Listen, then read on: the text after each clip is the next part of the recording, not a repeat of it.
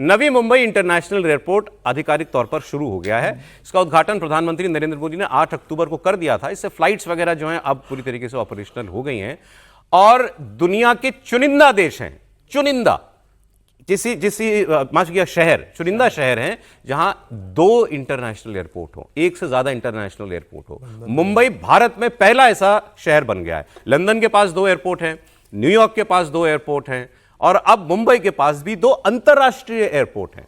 ऐसे तो दिल्ली के अंदर हम कह देते हैं कि भाई इंदिरा गांधी अंतरराष्ट्रीय एयरपोर्ट भी है, तो एक टेक्निकल पालम एयरपोर्ट भी, लेकिन पालम एयरपोर्ट टेक्निकल एयरपोर्ट मतलब एयरफोर्स के लिए वो अभी यहाँ हमारे यहाँ हम बैठे यहाँ से कुछ किलोमीटर की दूरी पर नोएडा में बन रहा है, तो वो ग्रेटर नोएडा में, तो वो तो अब वो कोई कह देगा एनसीआर में आ गया। ये प्रॉपर शहर के अंदर मुंबई और नवी मुंबई, उसमें 2 एयरपोर्ट बनना, ये अपने आप में एक बहुत अच्छी डेवलपमेंट है और ये बताता है कि अब इंटरनेशनल का मतलब यह है कि दुनिया का एंगेजमेंट आपके साथ इतना बढ़ गया है कि आपको 2 अंतर्राष्ट्रीय हवाई अड्डों की जरूरत पड़ रही है। त्रिपाठी जी, नहीं, ये हमारी जो फाइनेंशियल कैपिटल है उसके पावर को दिखाता है।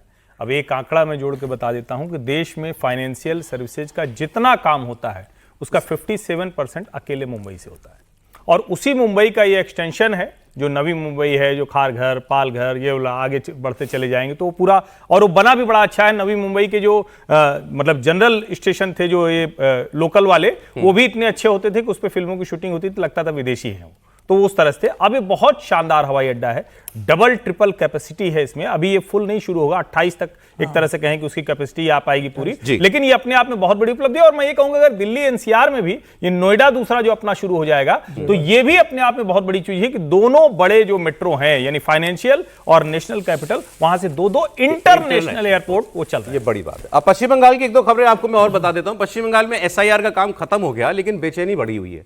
वजह उसकी क्या है? खासकर बीजेपी में ममता जी के बेचैनी भी है, क्योंकि अब ये कहा हुआ है चुनाव आयोग के सोर्सेस से, तो ये खबर है कि 1.5 करोड़ लोगों को नोटिस जाएगा या उनके कागज वेरीफाई अभी होंगे। तो ऐसा नहीं है कि जो 58 लाख नाम कट गए हैं केवल वही, अभी और बहुत सारे नाम कटेंगे उसके अंदर से। लेकिन एक कंट्रोवर्सी शुरू कर दी शांतनु ठाकुर, जो बीजेपी के मंत्री हैं और सांसद हैं वहां से।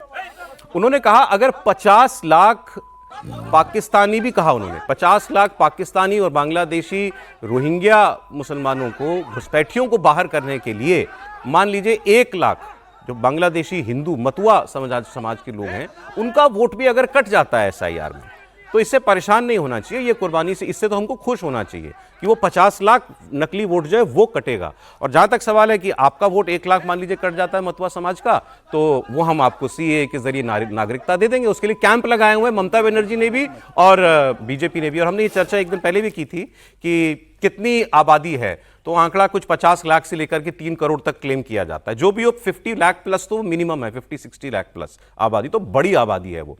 तो ये, और जब आप वो जो प्रदर्शन वगैरह की तस्वीरें देख रहे थे, ये जब शांतनु ठाकुर का स्टेटमेंट आया उसके बाद टीएमसी ने उनका विरोध किया कि ऐसा आपने मतुआ समाज के लिए क्यों कहा कि इनके वोट जो हैं वो कट जाएंगे। फिर उसके बाद उनकी सफाई भी आई, उन्होंने कहा कि मैं तो ये कह रहा हूं कि इनका वोट तो हम बना ही देंगे सीए में नागरिकता दे करके, लेकिन अगर अभी टेम्पररी तौर पर कट भी जाए तो परेशान होने की जरूरत मतुआ समाज को नहीं है। और ये बीजेपी के लिए इस इलेक्शन के अंदर एक बहुत बड़ा और इंपॉर्टेंट वोट बैंक है। सर, मुझे लगता है भारतीय जनता पार्टी के अपने नेताओं का एक वर्कशॉप जरूर कराना चाहिए कि क्या बोलना है क्या नहीं बोलना है, क्योंकि कोई भी नेता कुछ भी जो करके, वो खास करके चुनाव के जब हो तो ऐसी स्थिति में क्या बोलना है क्या नहीं बोलना है, इसके बारे में उनकी अपनी अपनी मर्यादाएं नहीं होनी चाहिए और वो अपनी स्वतंत्रता नहीं होनी चाहिए। क्योंकि आपकी एक बात से, आपके एक स्टेटमेंट से पूरी राजनीति पलट सकती है, पूरा वोट बैंक शिफ्ट कर सकता है। ऐसी स्थिति में इनको बोलने की जरूरत क्या थी? आपको बोलना है सिर्फ इतना था कि मतुआ समाज के सारे हितों की सुरक्षा की जाएगी, उनका एक भी वोट नहीं कटे जाएगा और बांग्लादेशी जितने घुसपैठिए हैं कटेगा तो हम सीए में आपको नहीं, हम नहीं आएंगे, हम तो सीए से और दुरुस्त करेंगे। डबल लेयर हम ये कर रहे हैं, प्रोटेक्शन दे रहे हैं कि कुछ भी होगा हम गिन गिन करके घर घर तक जा करके, घर घर पहुंच करके हम ये इंश्योर करें कि कोई भी मतुआ समाज का आदमी जो है नागरिकता विहीन न हो और उसका वोटर आई कार्ड बन करके आ जाए। 2021 के पिछले विधानसभा चुनाव में मतुआ समाज के प्रभाव वाली 28 में से 14 सीटें बीजेपी ने जीती थी। मैं कह रहा हूं 50% सीटें जीतना बहुत बड़ी बात है। 50, मैं कह रहा हूं ये आपको 70% क्यों नहीं, 80% क्यों नहीं?